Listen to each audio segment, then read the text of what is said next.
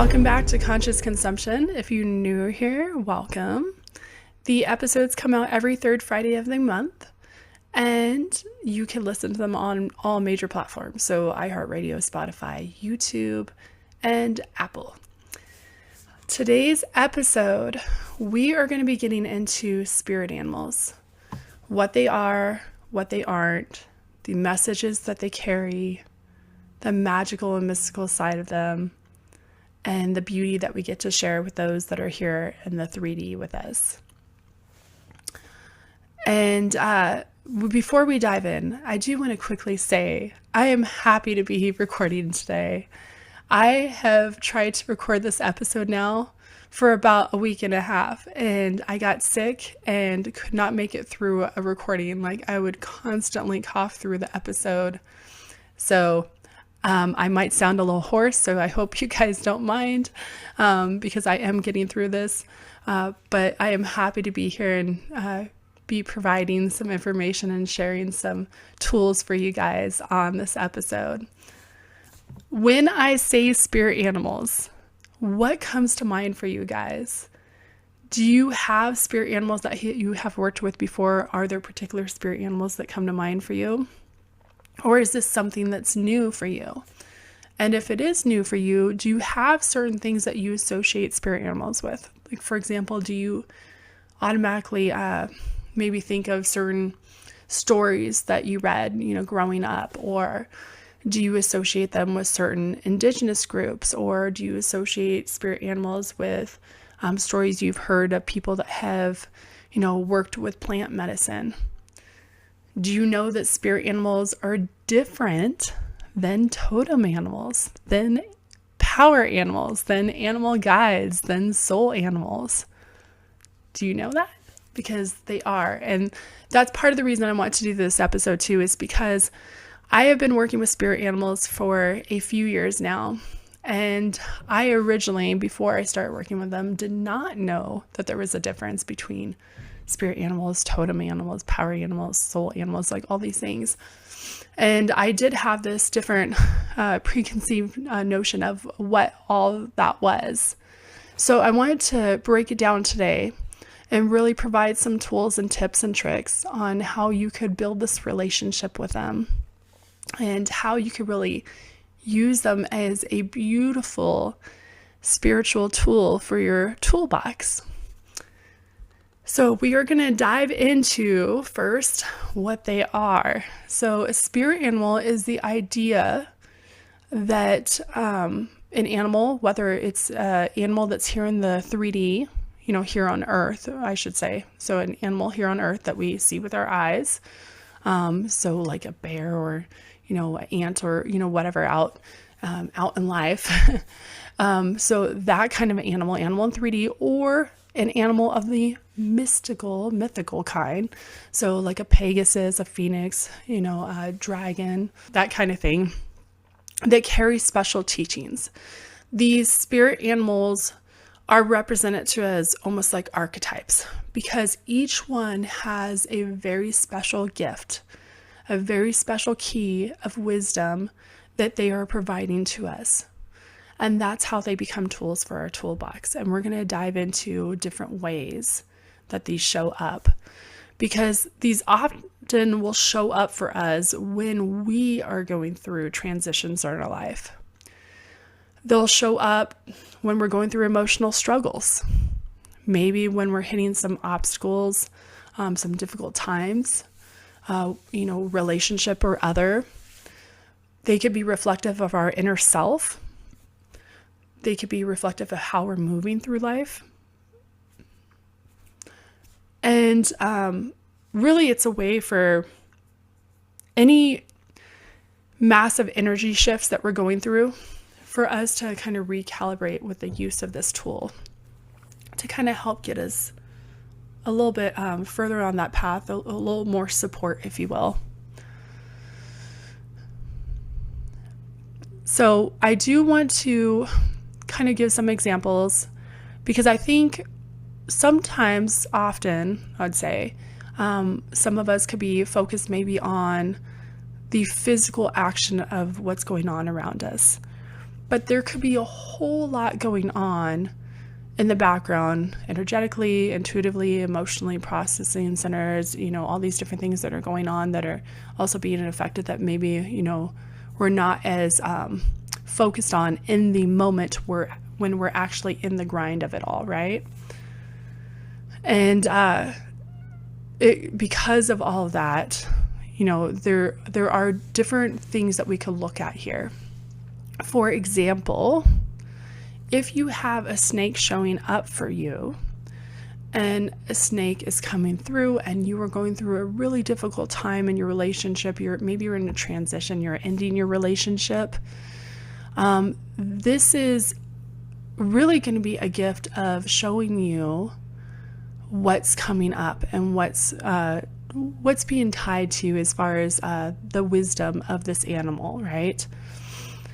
And just as an example, if we look at the more common symbolism of the snake, right? Like we look at the more common symbolism of what is a snake, periodically it goes through these cycles where it's shedding its skin. Well, what's happening during that time, for you, like you could look at as, you shedding these layers of yourself for a more whole version of yourself to emerge from it.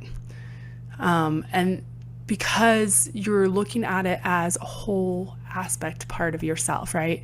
You're ending a relationship. Yes, you no longer have that person occupying space in your life physically, right?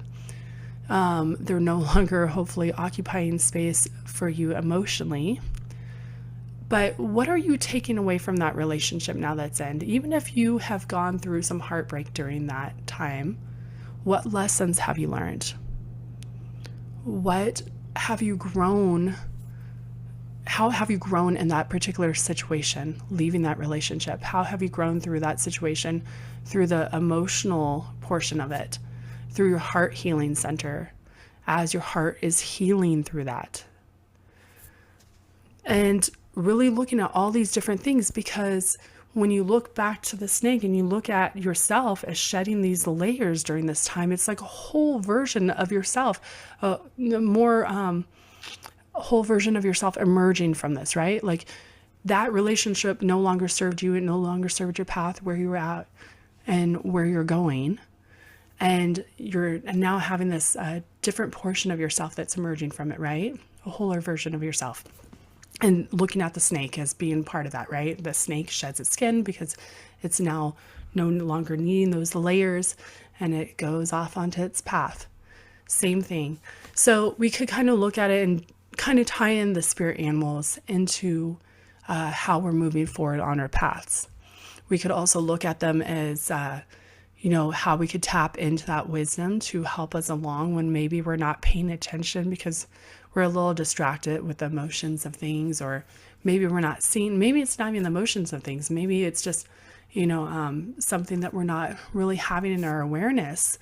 And the spirit animals could show up and be like, hey, yoo-hoo, over here, here I am.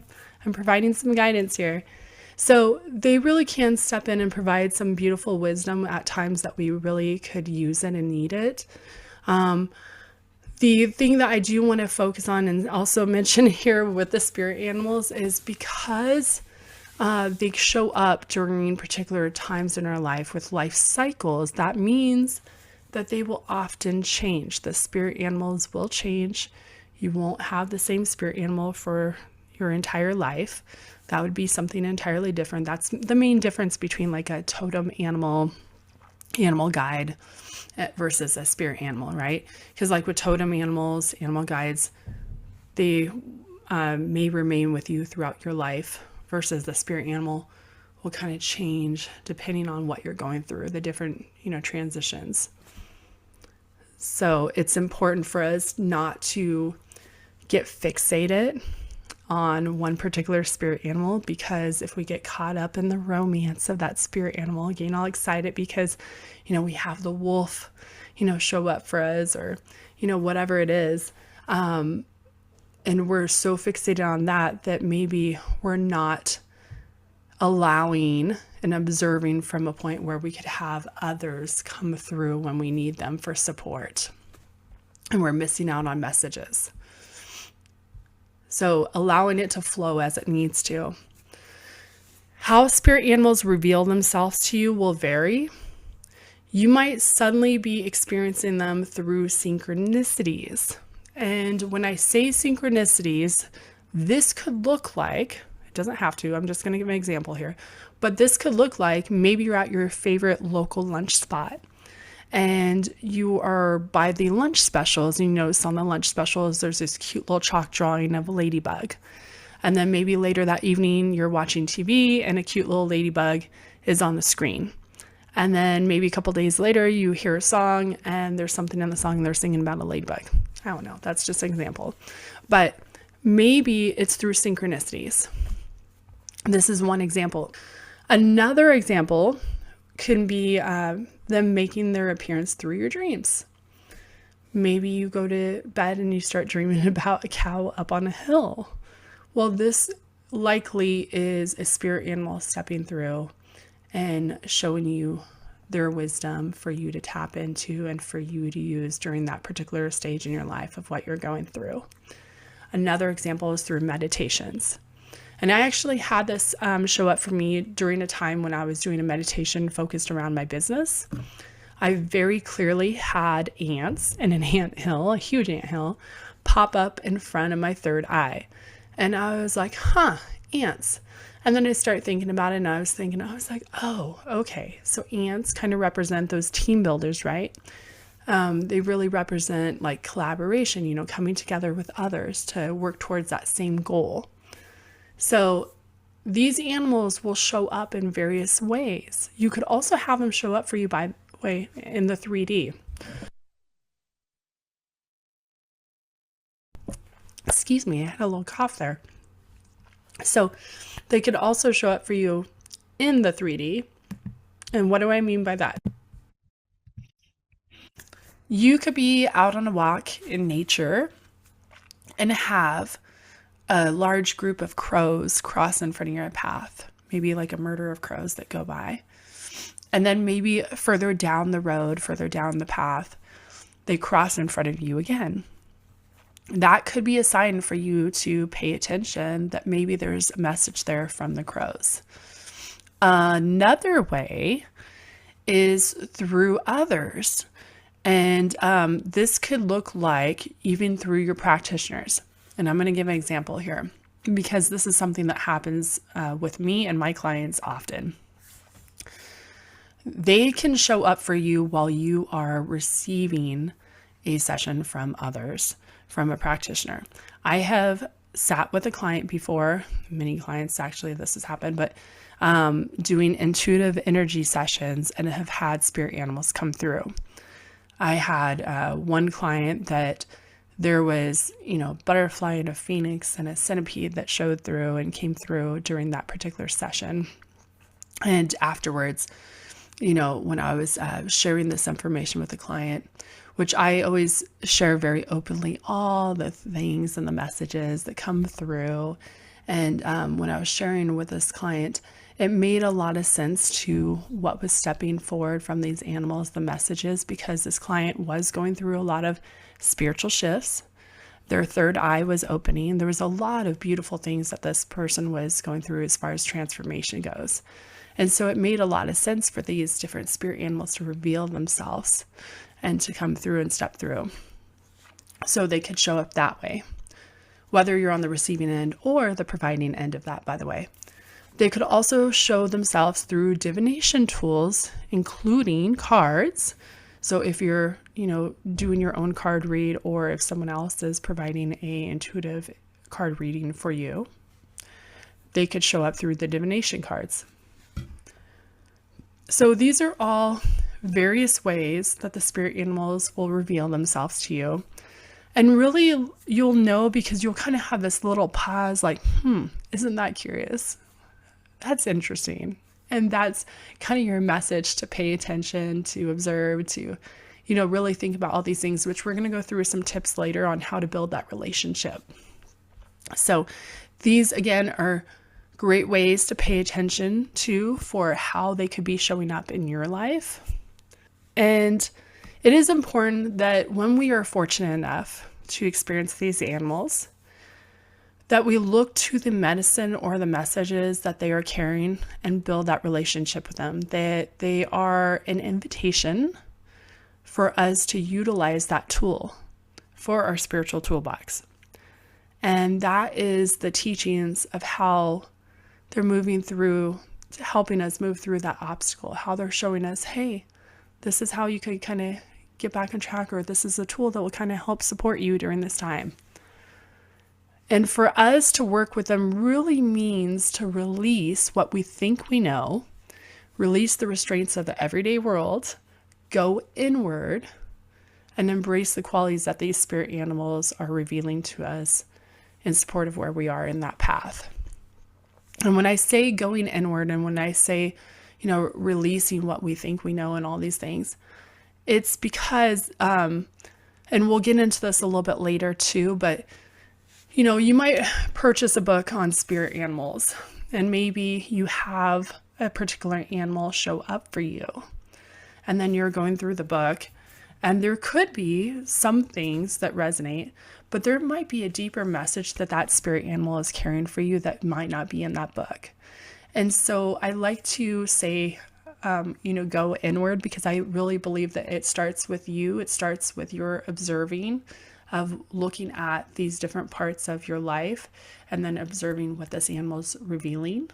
And then you could also still use those other tools of, going online to look at, the spirit animal meaning, or, book, or, whatever, as a general emphasis of the common symbolism of those, right? But you are going to be the one that will really know what resonates, correct? So that's just an example. So I'd like to, on that note, share some examples of spirit animals and the symbolism of them. And these are just 10 animals that I included randomly. I say randomly, there is a couple that were showing themselves in my life, and so I chose to go ahead and include those. So beginning with the bear. So the bear represents a brave, skilled, and defense animal, which can represent this meaning of setting healthy boundaries. And when I talk about the bear, I'm specifically talking about black or brown bears. If you want to look at polar bears or panda bears, they will carry yet another meaning. So right now I'm just focusing on the black and brown bears here. Black and brown bears go into hibernation during wintertime. This could also be teaching us to spend some time going inward for reflection, time to restore our energy. This can also point to shadow work. They can also represent the connection with the earth element, time to ground ourselves, time to spend time, with the earth. This also can point to protection, as when we think of bears, we could think of how they protect their cubs, they protect their home. We could think of the mama bears. Mama bears are very protective, right?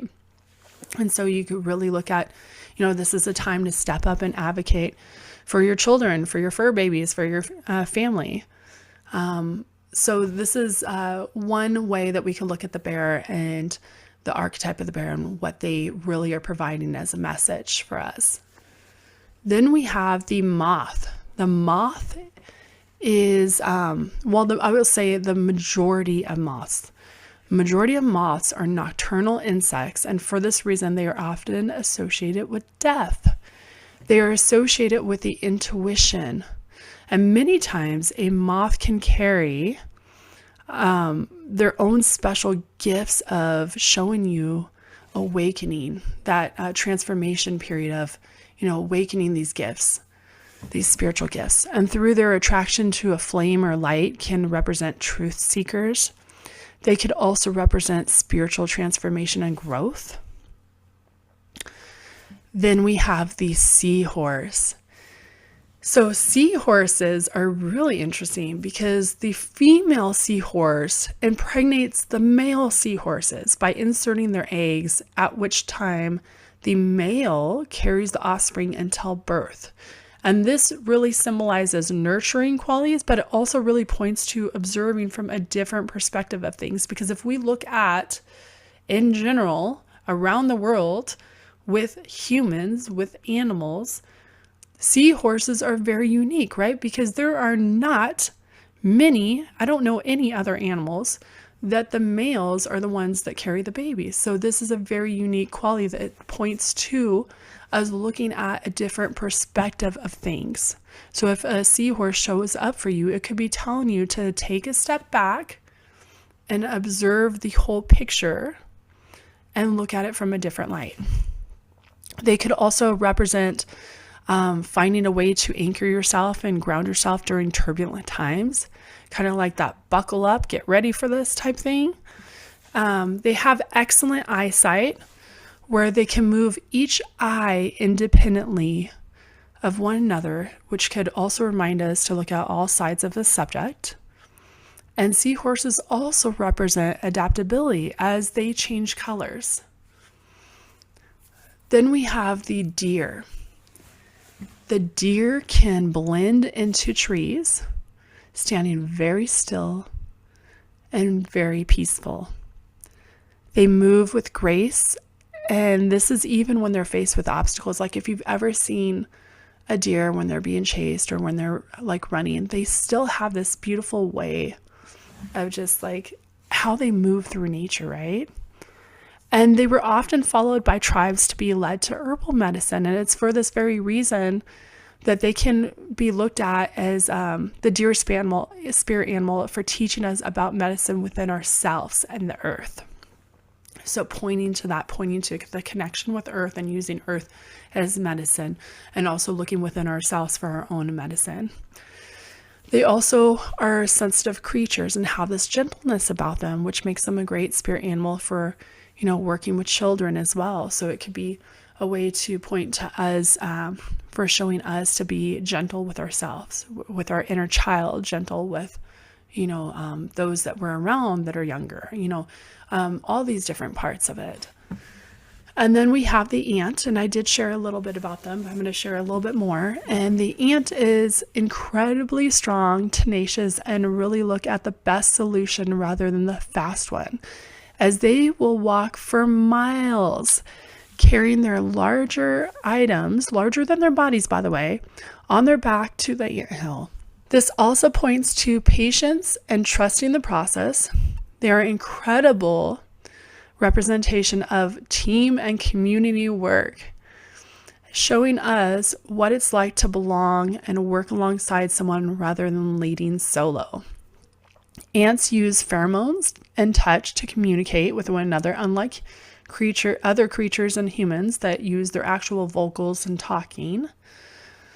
This helps us look to those underlying gifts that may be the most potent part of expression and communication. Not the most potent part of expression and communication, but are still extremely important for providing so much information if we really listen beyond those words. So pointing to using the silence of your voice to tune in to those other intuitive gifts that we have, to really listen to the full picture using all our senses, to tap into and really feel through, listen, all these scents, like all these different things for that particular situation. Another one is the elephant. Elephants in many cultures carry this special wisdom about them, right? This ancient wisdom and knowledge. So they're known for that. They're often looked at as unifiers, as they're all about bonding, family, and loyalty. They're often looked at as caregivers during tough times. They're the mothers that are, even though they're quite large in size, very gentle creatures. And they're also very calm creatures, despite their ability to carry the great physical strength. I love elephants. They're also in some cultures considered to be good luck. So if you have an elephant come through, that could also represent luck. And then I have two more. So this next one is the grasshopper. So grasshoppers, because they jump with such great height, up to 20 times their size, and with such great force, Grasshoppers point to us as what? Taking a leap of faith, even if we don't know what that path is, but taking those steps forward, moving forward, not getting stuck on, all these different things that we want to know, but taking that leap of faith to move forward. Many times they can show up when we are in avoidance with something and are being asked to trust ourselves and take a chance. They are also associated with good luck and positive changes or good news coming. They also are known for their creative communication, as even with 11,000 types of grasshoppers, each one plays their very own unique sound for communication, and each sound is like a song. They use this through the movement of their wings, using their legs against their wings too. Like they'll create this like snapping sound. So they'll use combination of either just their wings or a combination of their wings with their legs to create like a snap. And that's kind of like the unique sound that they make, but it can sound really beautiful too. And if you are someone that sees the grasshopper and have been considering sharing your voice with the world, this could be your cue to be creative and get out there. So the last one I want to leave you with is the praying mantis. So praying mantis, they can remind us to blend in or camouflage ourselves into the background to adapt to our surroundings. Or it could also be the opposite, just like any of these. We could also look at the shadow side of it too as well, right? So it could also be the opposite meaning, asking us, what are we camouflaging ourselves from and why? Are we being dishonest about something and not allowing others to see who we truly are? Because they wait patiently before capturing their prey, they also teach us to focus, have precision, become a master of our direction and movement, and to remain determined. They have been tied to traveling through portals and other realms. So if they show up for you, that could be something really exciting too. Maybe they're kind of showing you it's time to kind of explore some other things. They also represent transformation, as they are similar to butterflies in the sense that they go through a metamorphosis state from the cocoon to these cute little warrior insects. So those are just 10 animals, 10 spirit animals, with some of the symbolism and meaning to kind of give you an example. I want to share a personal story with you.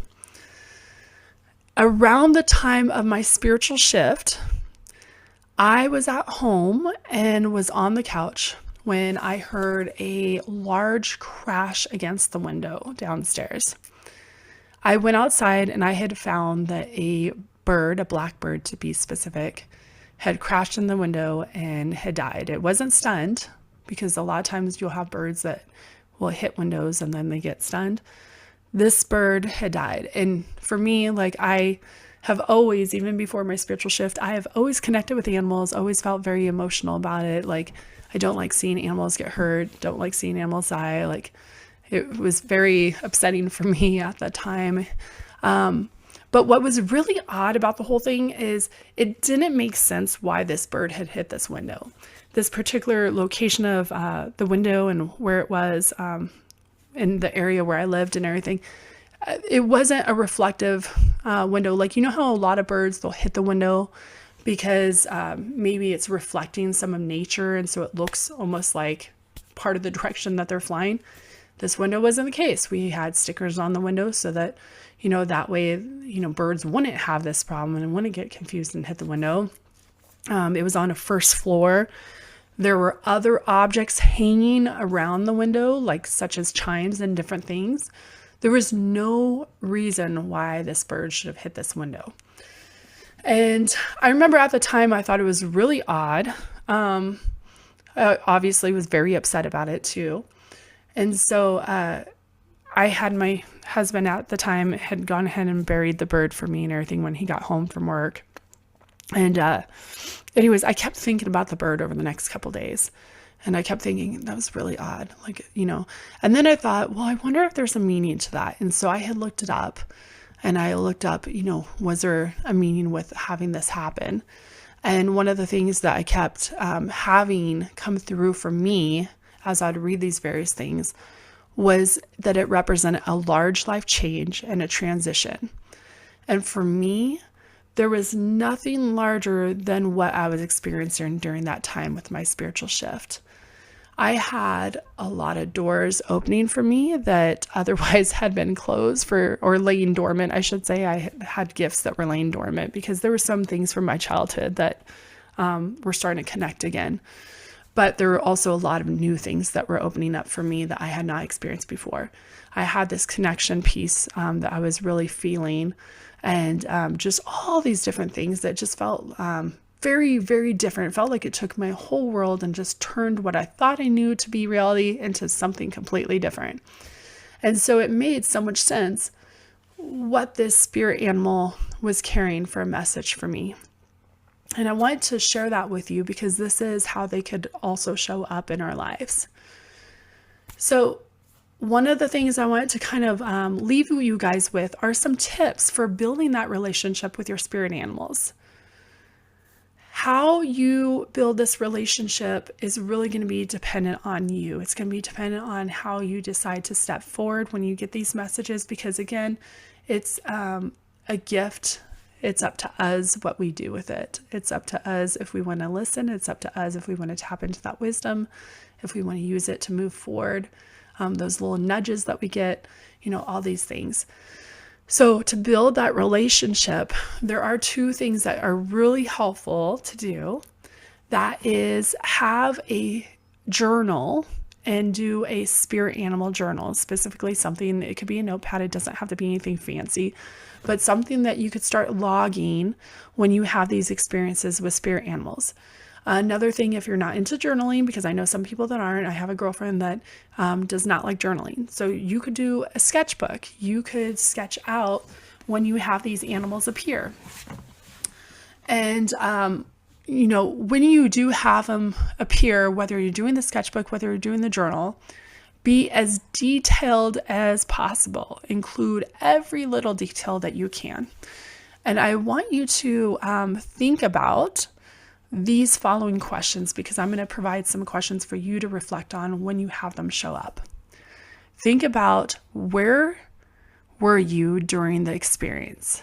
Meaning, when this animal stepped through and revealed themselves to you, where were you physically located? Where were you?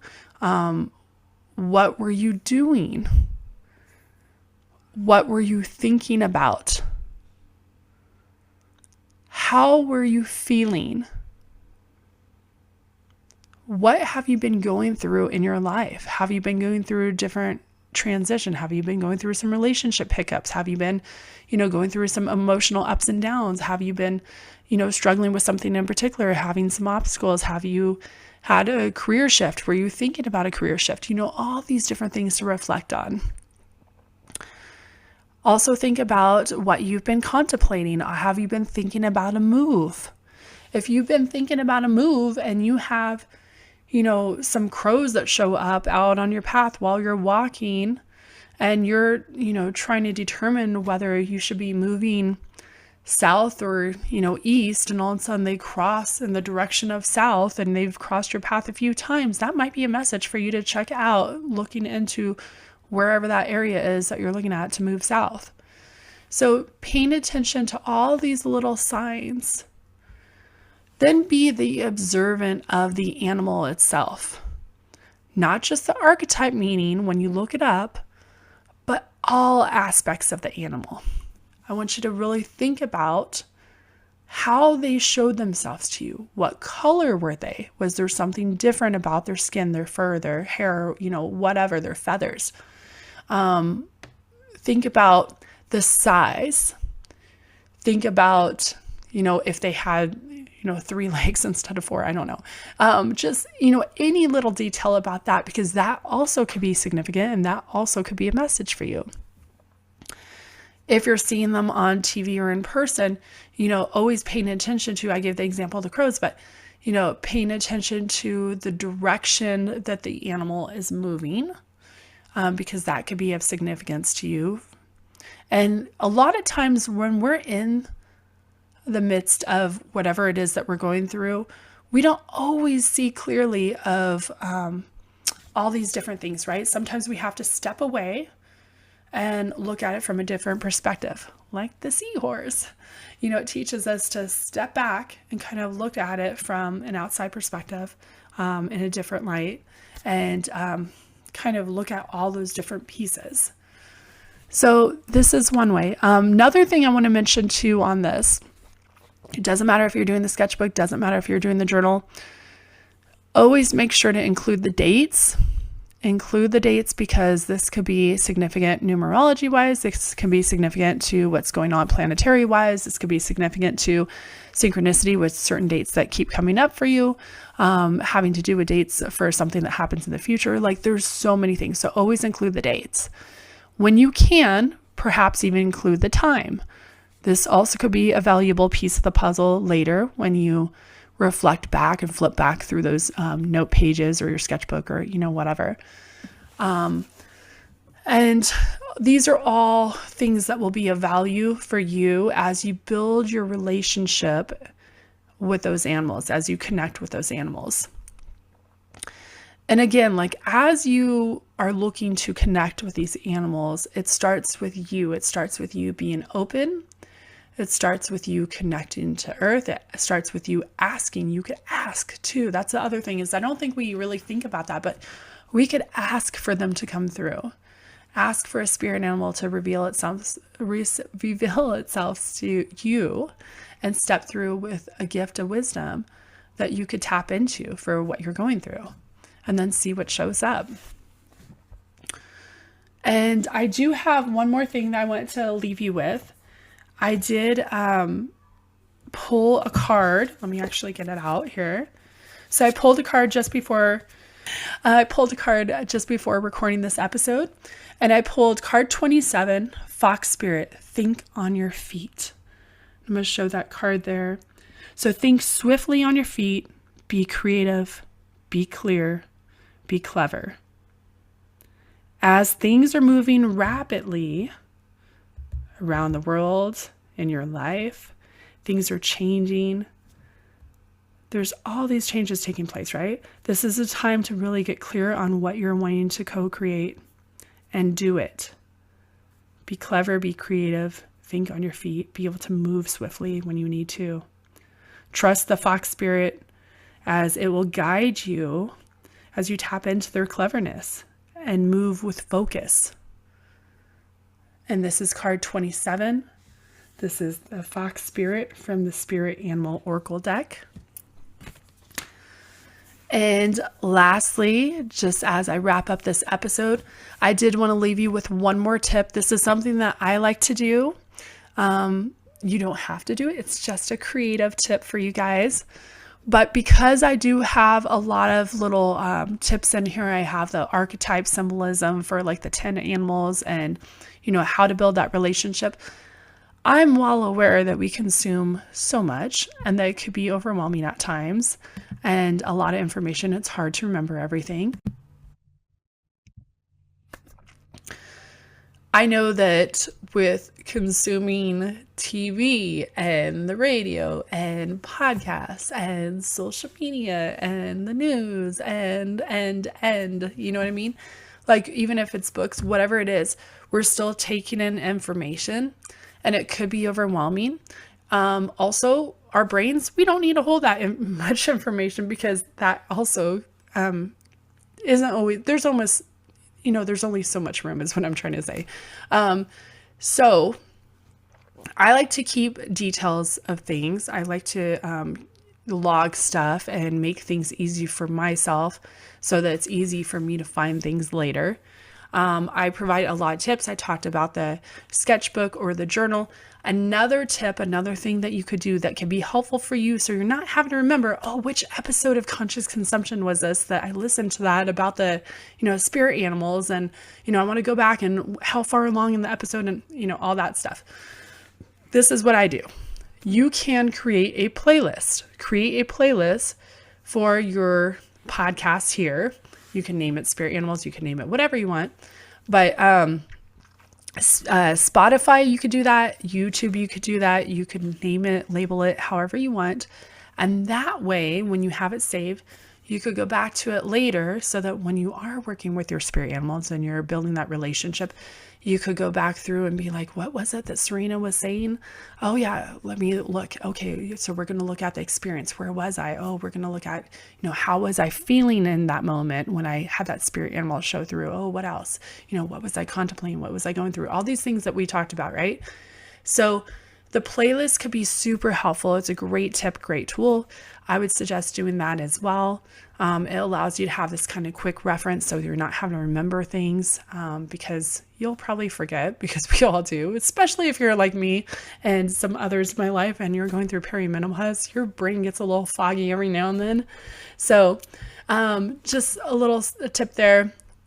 Thank you so much for joining me today in this episode. I really hope you enjoyed this episode about spirit animals. I really hope that it helped clarify some things for you. I hope that you decide to start working with them if you aren't already. I hope that if you are working with them, that you found it to be extremely helpful.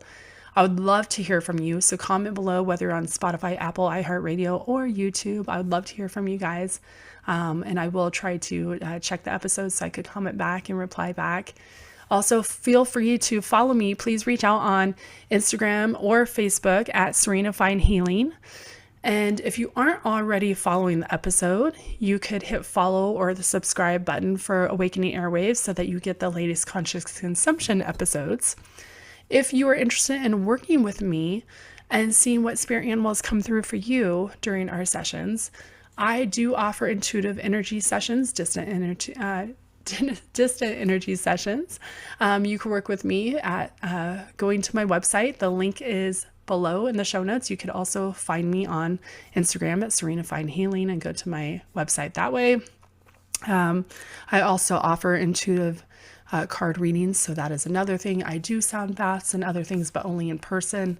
So you would have to be locally, Arizona area. So thank you again for joining me. I'm glad I made it through with just a couple times I had to pause for coughs, but have a wonderful day, guys. Until next time, I will see you later.